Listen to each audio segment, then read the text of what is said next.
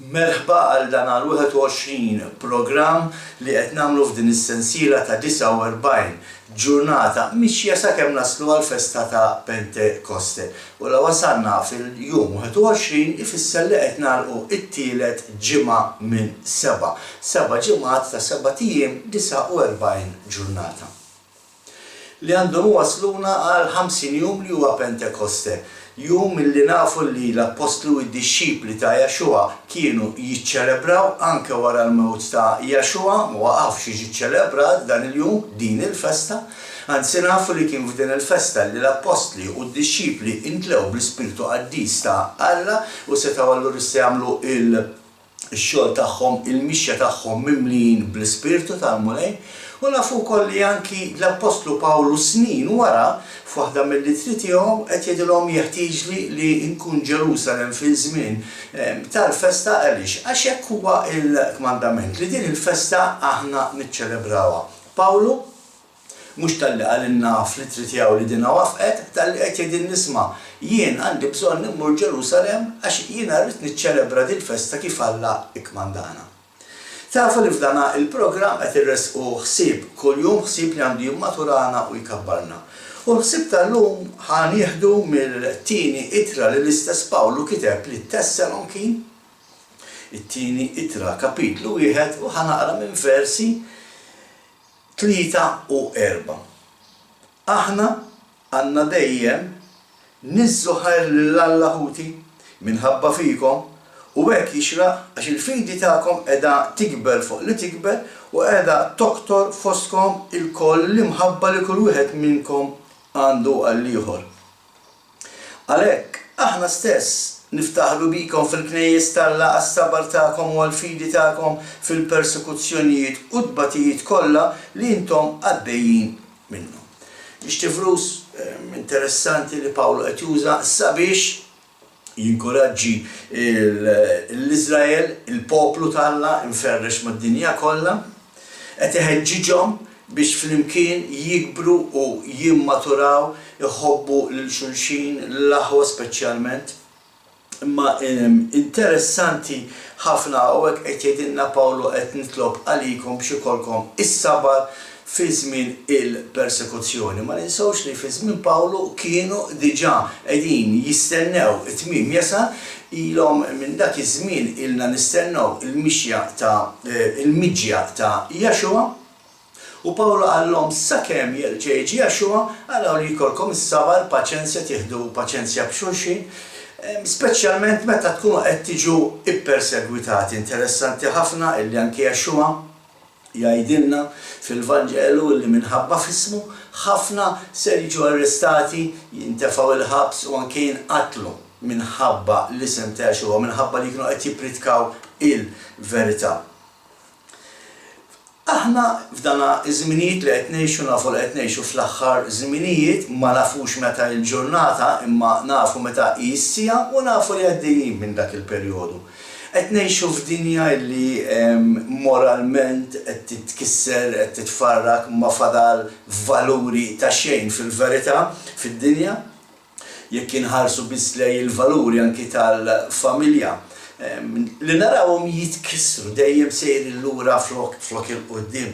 Familja li Alla dejjem ibbaża fuqha fuq l-għaqda tagħha, l-għaqda tal-familja hija tant interessanti u għall-qalb il-mulej żgur.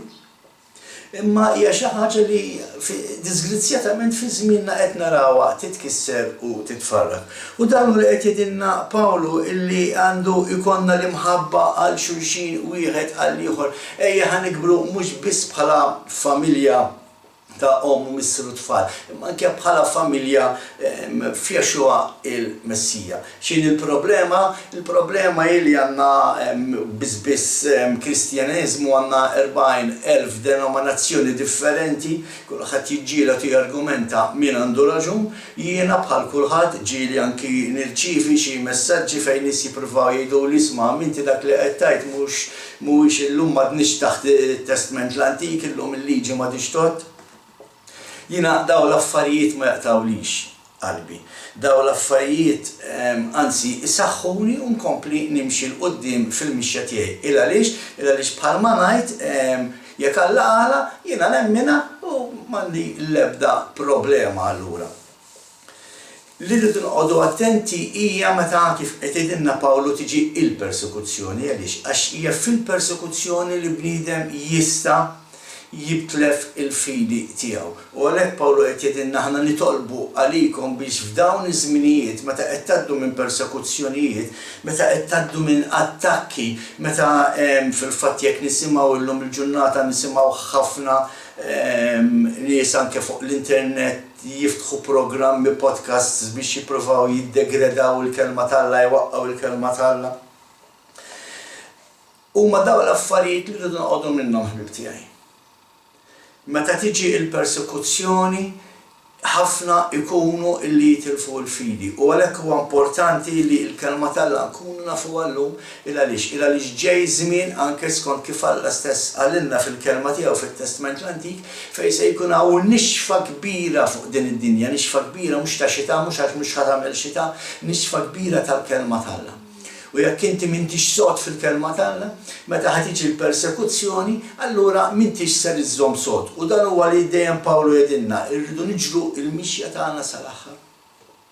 Irridu naraw li niqbgħu sodi, speċjalment waqt iż-żmien ta' persekuzzjoni kif qed jgħidilna Pawlu. Għaliex kontrarju għal ma ħafna jaħdmu u jippritkaw meta ġejja l-persekuzzjoni skont dak li hemm miktub fil-Bibja, skont dak li qed jgħidilna anke Jexua stess, il-kredenti irridu ngħaddu minn din il-persekuzzjoni u għalhekk Jexua jgħidilna araw li teqbgħu sodi sal-aħħar.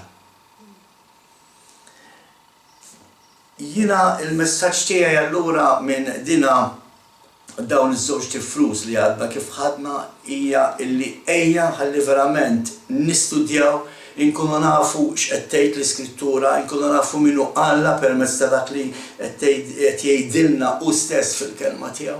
Ejja nkunu nafu aħna minn aħna f'Alla permezz ta' Jexua il-Messija.